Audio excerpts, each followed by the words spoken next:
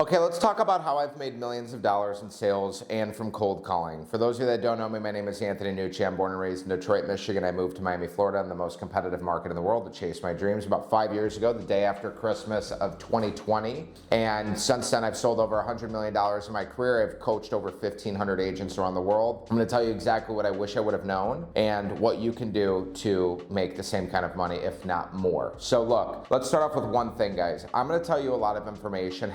More than half of you are gonna do nothing with it. That's not to point fingers, that's not to make you feel bad, that's just the reality of the situation. If I am wrong, prove me wrong. If you are gonna be the action taker, the one that's willful, not wishful, then let's see. Prove it to yourself, don't prove it to me. And if you do wanna prove it to me, send me a clip or a recording or some sort of proof that you got, achieving that goal. So let's go over, number one, my $1 million cold calling script, okay? I'm gonna go over an objection, a single objection that changed my life. Not interested. What do you say to somebody that within the first 3 seconds of a cold call, they say they're not interested? I remember experiencing it vividly. I was role playing with somebody, I heard that objection, I got stumped, I didn't know what to say. And then I went back to the drawing board. This was probably 3 years ago. So I moved away December 26, 2020. I come to Miami, I'm ready, I'm gung-ho, right? I've already made some money, but I haven't made my millions yet. I'm talking, I'm cold calling, I'm about to go into the big market and call these $2-3 million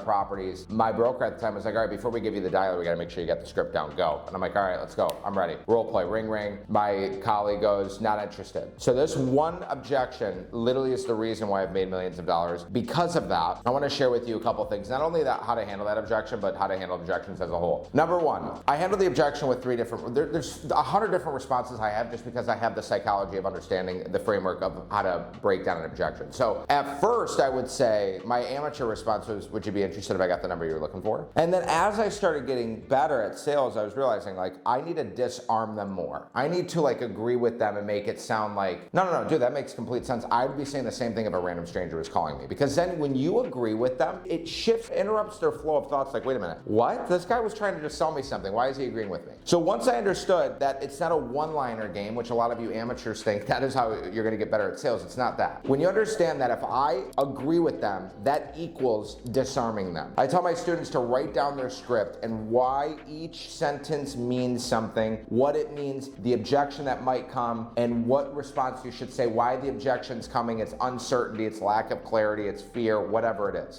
Here's how I handle that. My script was this, so it was pretty simple. I realized that saying, hey, this is Anthony with Douglas Elliman or Compass or Sotheby's, it triggers them. They're like, oh my God, it's another real estate agent and I'm calling about your house or something. No, I was like, hey John, like I know them. John, hey, it's Anthony. Hey, I had a question for you. I saw that you might have had a property that was for sale. Did that end up selling or is that still available? Now, a few things I want you to understand with what I'm saying right now in the script itself. One, I'm asking two questions. Okay, it's like a binary yes or no, okay? I'm not giving them many options. I want to do that for a reason. I just saw an ad the other day on a vending machine, okay? They were selling expensive like pre-made meals. And the question before you can even order the food is, do you want more protein or are you looking for the least expensive? Psychologically in your head, you are accepting the fact that if you get more protein, you are paying more money. They're already selling you before you buy anything. Right? You're accepting it in your head. Okay, yeah. Well, if I get the least expensive thing, I'm not getting the protein. If I get the extra protein, I'm paying more. Okay. When I say to them, did that sell or is that still available? Okay, I'm giving them the two questions, but I'm also in the tonality. I'm concerned. I'm curious. In their head, they're like, wait a minute, why would he be concerned and curious? The normal guy that just called me was like, hey, John, this is Anthony with KW Domain out of Birmingham. Did your property on 123 Main Street sell? It's like stupid. It's like invasive. Like, what the fuck? Who are you? Why are you calling me to ask me a question? So when you can understand that, and again, guys, like I'm very like direct and stern and like, yeah, I can be fun and playful at times, but it might feel like a little unnatural or like a little corny even, like this tonality shit. But it is the reason why I've been able to go sell 3 to $10 million properties. And this is how I went on my run. So that's number one. Understanding that objections is more like agree equals disarming them, re-looping and isolating to make sure that I'm only handling the real objection. Like if someone's like, if I'm trying to sell somebody on the street a pack of gum or lemonade, and they're like, I don't have any money, aside from you not having physical cash right now, is there any other reason why you wouldn't move forward with the lemonade right now? Like we could do Venmo, Cash App or whatever, like that's not a big deal. I just wanna make sure that other than that, you're good. Well, actually you're the most expensive lemonade there is. So again, I could go over all these objections, but if you guys understand that just like, if you get them to agree, you disarm them, you break their guard, you can go into the next thing and you can re-loop. The same thing when they say they have a friend in the business, like I appreciate you telling me that, most people do. Oh yeah, like most people, I'm normal, most people do have another real estate agent. And again, I'm not looking to change anything you're doing, all I'm looking to do is simply provide you a second strategy on price, commission, and marketing. Like you wouldn't be opposed to hearing about that, right? Like every objection, well, I gotta talk to my wife. Again, like no obligation, we're just agreeing to meet. So that one single objection made me really break down and extrapolate the whole psychology of sales and how to overcome these certain objections. So take note of that. That was the one thing that helped me make a lot of money. The second thing was just being absolutely ruthless with my regimen of calling every single day. I wasn't going from expireds to for sale by owners to absentee owners to pre-foreclosures. Like I was just doing expireds and for sale by owners. I believe in being the one guy who's just an absolute freaking savage at one thing, which was that. I would do that every day, and then I started looking for little ways to optimize to get ahead. Like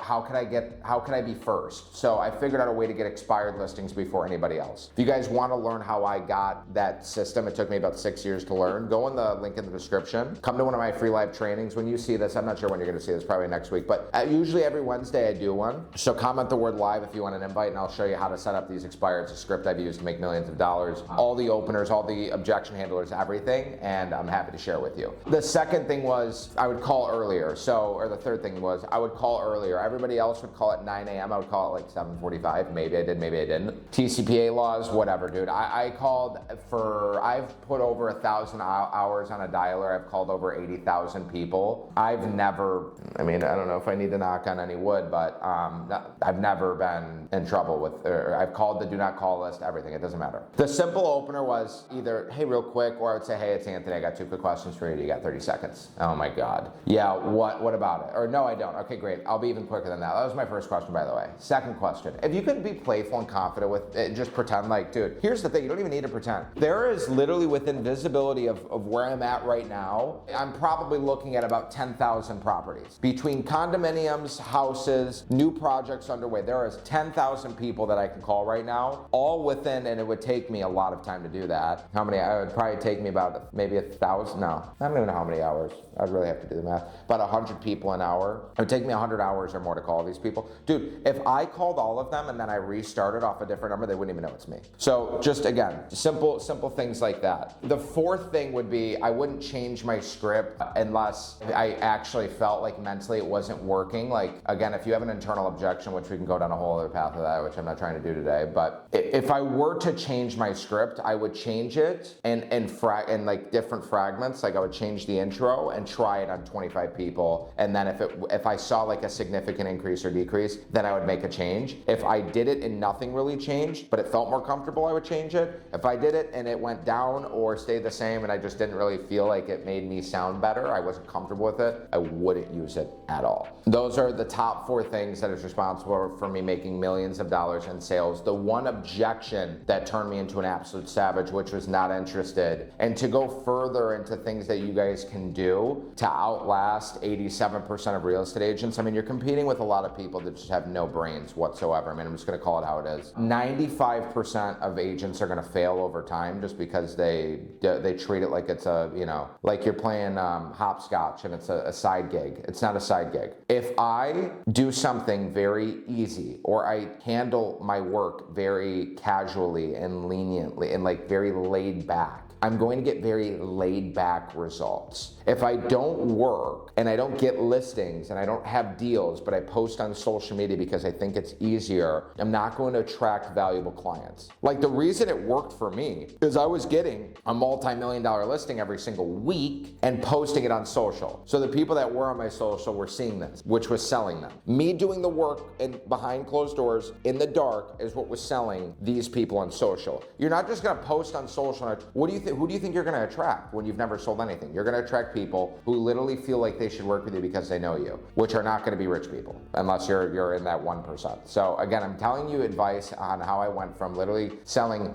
$80,000 properties in Michigan to selling $8 million, $10 million properties and having a waterfront office here in the most expensive market for office rent in the frickin' world right now. And secondly, the most competitive market in the country. So we can go a little bit further into the sales and the psychology of sales and how you should be handling objections. But your biggest thing is you need to understand that everybody wants to buy, but they don't want to be sold, right? If that makes sense. Like, I don't want to be sold. When I walk into a store, if I like you just happen to be in the right spot, and you like, instead of when I walked into Macy's, you weren't like, what do you jump on top of me. If you were just like, dude, those shoes are sick. What brings you, are you looking for more shoes? Because I have a new pair that's like over in the corner that I think would be sick for you. I'm gonna be over here, let me know if you need anything. Compliment, giving me an idea, giving me some value, stepping back, cool. Like, you jumping down my throat because you're trying to make a sale, like, and not adding any value to me is just annoying, just like everybody else in the world. So when you're selling, like, one of the things that I do is like, in the listing appointment, I'll be like, I'll do a preemptive close or a tie down, like, hey, like, if everything I say tonight makes complete and utter sense to you, like the marketing, the price, commission, everything, like, are you guys willing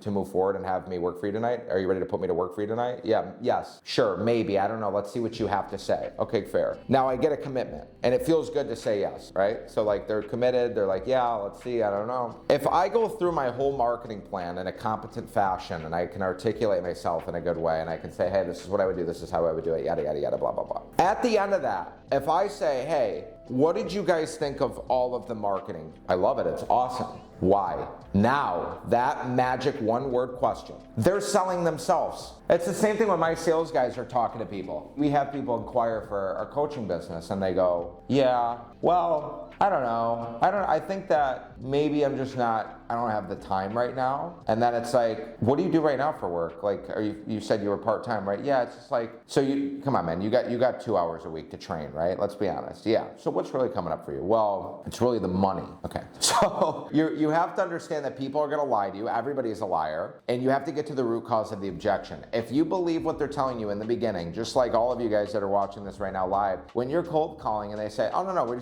taking it off the market. We're not selling anymore. I guarantee you 80% of those people within 2 or 3 weeks, they have a sign in the yard with another agent who is better than you at sales. You wanna do a study? I'll bet you money. Message me on Instagram. We'll do a $500 bet or a $1,000 bet. I don't care. We'll take 10 houses that you call. I'll call them. I don't even care if you can be in Minnesota. I'll call them and have somebody in my community go over there and list it. I promise you those people are gonna get listed. So you need to understand why the seller is saying what they're saying, or the potential prospect or buyer is saying what they're saying. Get to know what their real underlying reason is for not moving forward. Like, not interested is not a true objection. Like, not interested in what? I have not said a word. You're not interested in hearing a bad pitch. You're not interested in getting the same script and bullshit and song and dance from the guy before. Yeah, I get that. I'd be saying the same thing if I were you, if I just got a cold call from a random stranger. Let me provide some value to you. If I don't make any sense in the next 30 seconds, I'll hang them out myself. Fair? Okay. Same thing with I gotta think about it. The think about it means there is a lack of certainty with what either your plan or that you're the right person. Again, everyone wants certainty. There's no such thing as 100%, but you have to do your best to make them understand that by asking questions. Again, I could go on a tangent about this all day. I just got my office. I'm a little behind on my content and my scripting, but I wanted to get a YouTube video out there for you guys. Again, anybody that's in sales, if you guys want to come check out what we're doing on the free live training just to take a peek, might help you. Come check us out. It's completely free. The link is in the description. If you like this, you want to share it with a friend who's in the real estate business that you think would benefit, share it. Again, we are a powerhouse of a community. We have 1,500 people that are dialing all around the world, from Dubai all the way to Canada to here. We've done about $40 million in gross commission income as a collective, so it's pretty cool. And then you're around a bunch of other, like-minded killer real estate agents. So link is in the description for that. If you guys want to see other videos on sales or other videos on how we use AI in our real estate business, comment what you want to see. I need you guys to talk to me. Don't be too cool for school. Message me on Instagram. I always see it. I always read it. Message me on YouTube or comment on YouTube. Like, comment, share, subscribe, turn on the notification bell. And as always, I will see you in the next video. And I didn't forget about this camera over there. Peace. Peace.